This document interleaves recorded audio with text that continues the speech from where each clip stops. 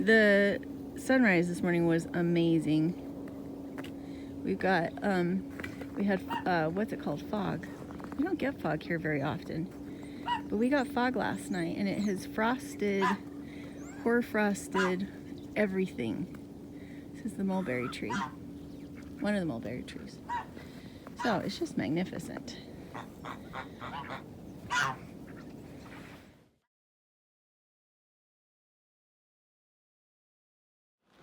All right, this is my second check.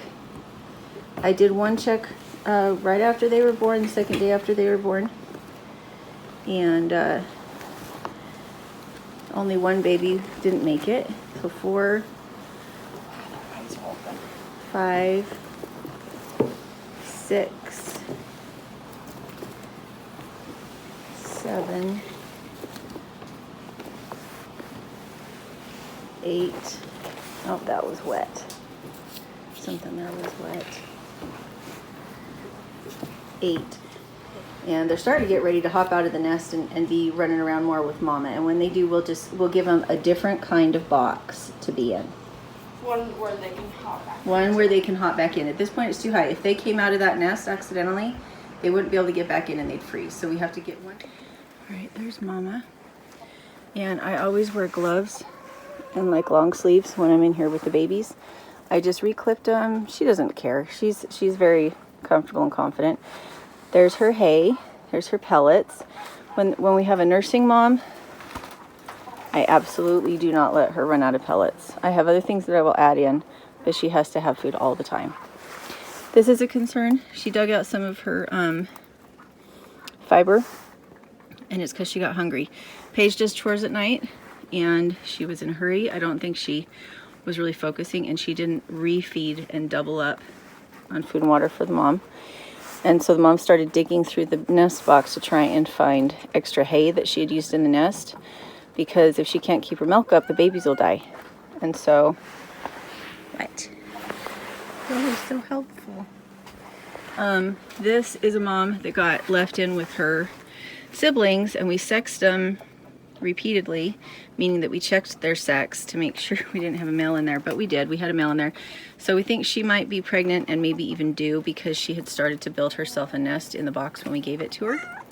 Using these clips can sometimes be a little bit hazardous because the mechanism will actually freeze in really cold weather. So I'm going to thaw this with my hand. There we go. I wanted to show him before she butchers him. So I have had him on Craigslist for a week now. I just went and checked my email to make sure nobody wanted him. This little guy, we thought he was a girl. We sexed them 3 times to try and make sure we only had girls, but it turns out we had a boy left in with the sisters, and so he needs to be butchered this morning.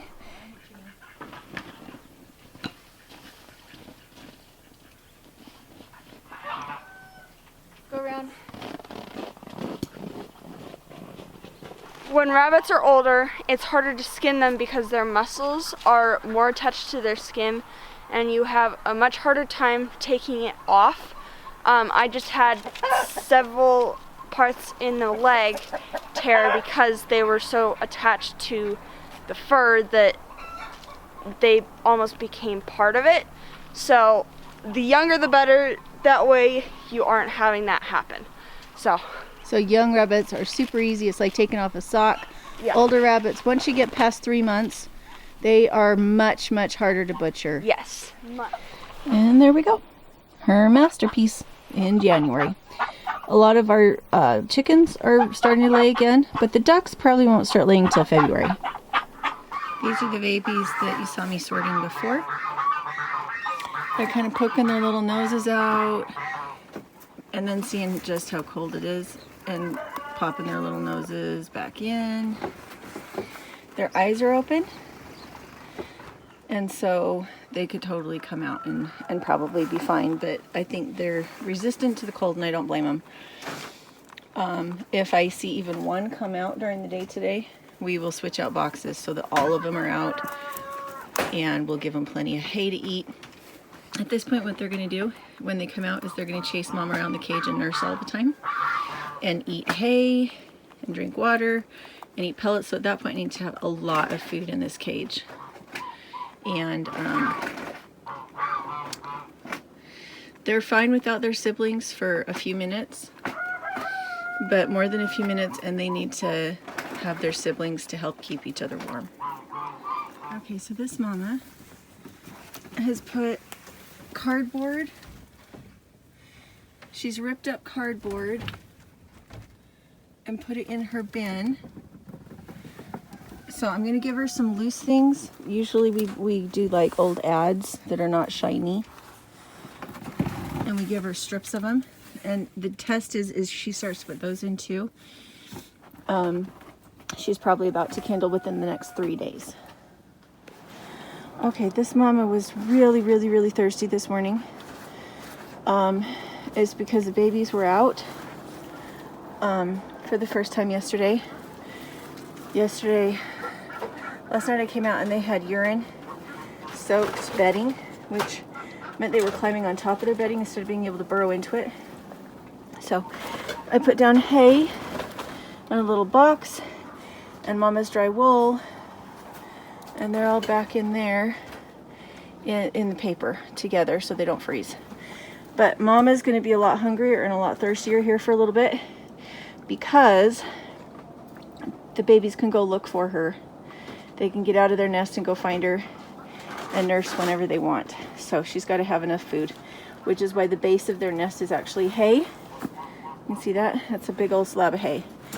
The babies can eat solids at this point. Oh my gosh, my fingers are freezing. The babies can eat solids at this point. They can nibble on hay. And they're not big enough to get into the feeder. So that's why the hay's out. It is -5 degrees Fahrenheit today. So we are in the 20s this week. And because of that, we've been able to move these rabbits out. In fact, we needed to move these rabbits out because the greenhouse is going to start getting too warm for them. Oh, hi geese. We're missing two. Where are they? So, I've been able to give the geese a little bit of a pond again, which they really like, because it's in the 20s instead of really cold. Okay, we only have 2 left in here. I have my propagation table cleared off. They look like monsters.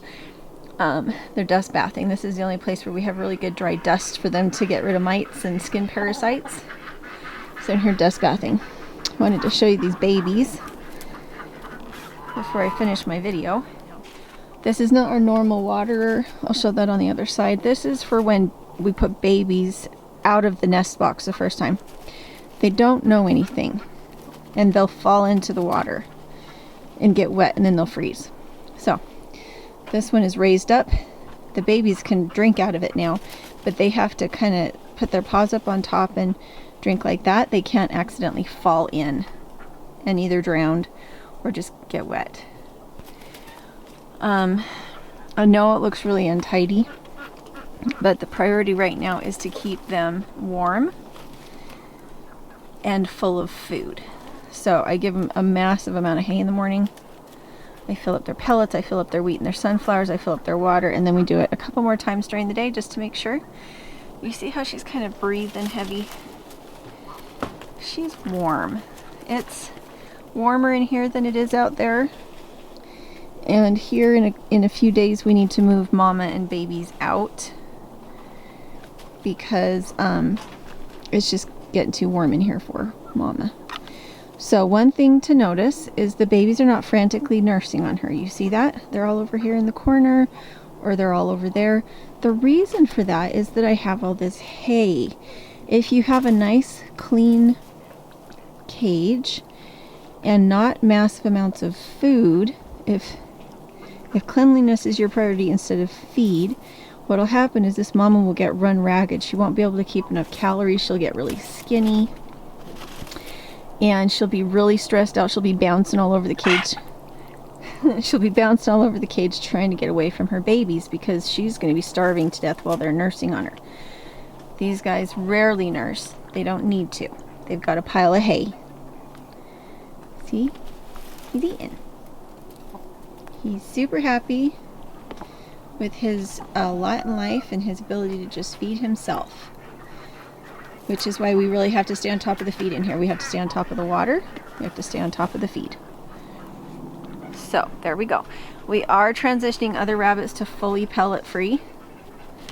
Organic wheat grown locally, sunflowers, and hay is what we're trying to get all of them transitioned to, because pellet food is so incredibly expensive and not locally sustainable. And that I've also got sprouts in the kitchen, I'll show you, that I'm growing for these babies to get them ready for when the garden starts producing, so that their bellies are used to fresh food too, fresh moisture rich food. And it's very easy for me to grow sunflowers, so I will be growing my own sunflowers. Hi little baby, you're super cute. So these guys, if I remember right, are between 4 and 5 weeks old. Hi little one. Kitty, you're so helpful.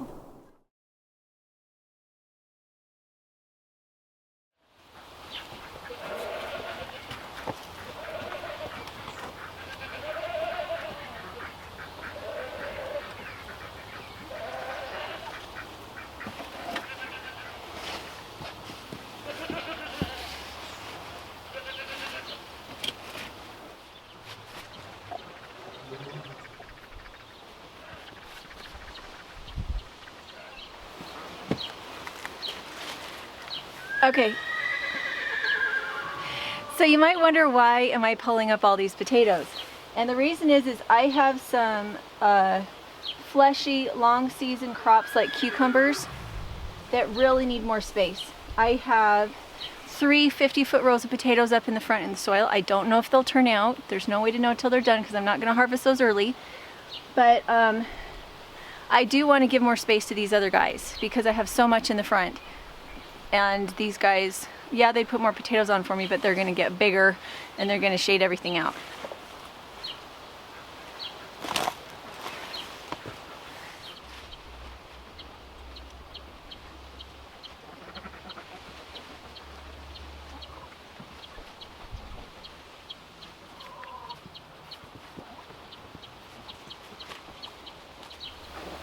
Okay. So now that I have all those potatoes pulled out, I'm going to put some more rabbit manure compost that is trying to turn into dirt because I used sawdust. It's mostly carbon, a little bit of manure. And I'm going to sprinkle that around everything to remulch the top. And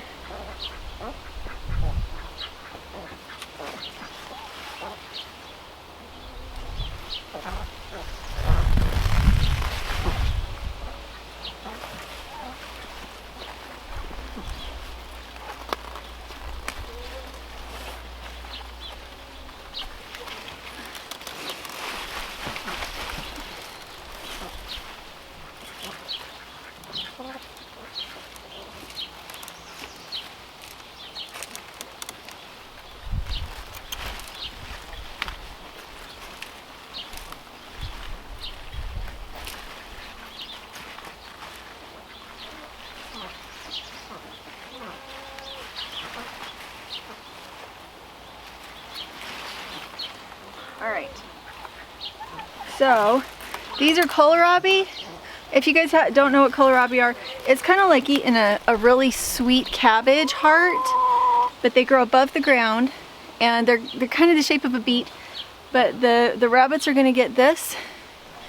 Hey honey, have you milked? Because I think the goats are a little frantic. I keep hearing her cry. So I'm going to pull these guys out again to give more room to the cucumbers.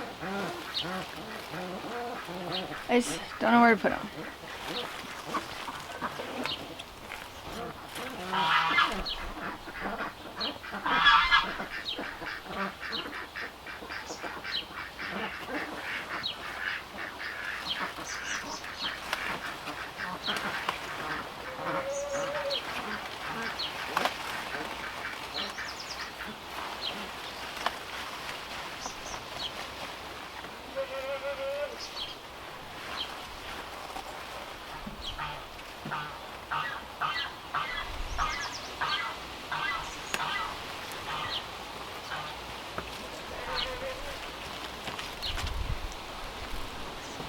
don't know if you guys can see all the red wrigglers in this or how good the roots are, but there's little red wriggler worms in my compost pile, in my hotbed. I didn't put them there.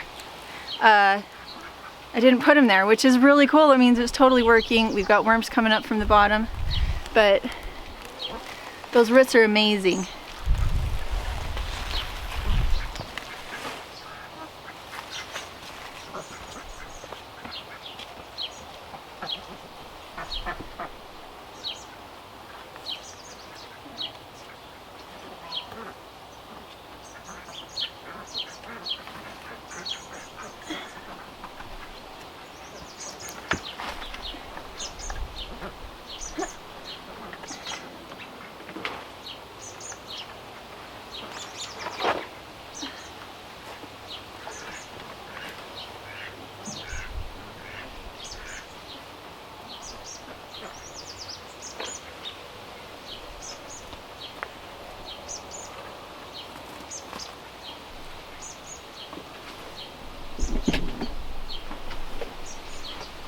Okay, so what I'm doing is I'm mulching, I'm holding in water, and I'm creating new soil. So I'm raising the bed back up.